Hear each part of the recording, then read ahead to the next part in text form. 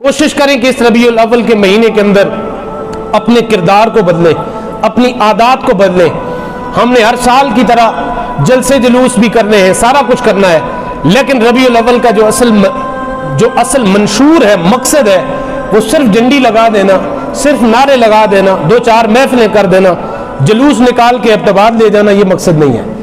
بلکہ میلاد مصطفیٰ صلی اللہ علیہ وسلم کا مقصد یہ ہے ہم اپنے نبی صلی اللہ علیہ وسلم کی سنتوں پہ عمل کتنا کرتے ہیں، ہم نے اپنے نبی صلی اللہ علیہ وسلم کی سیرت پہ اس پورے سال کے اندر کتنا عمل کیا، ہم نے رسول اللہ صلی اللہ علیہ وسلم کی احادیث مبارکہ کے اوپر کتنا عمل کیا۔ اگر کسی ایک سنت کو بھی ہم نے اپنا لیا تو ربیع الاول کا جو مقصد ہے پورا ہو جائے گا، لیکن اگر مہینہ پورا گزر جائے ہم سے ایک سنت پہ بھی عمل نہ ہو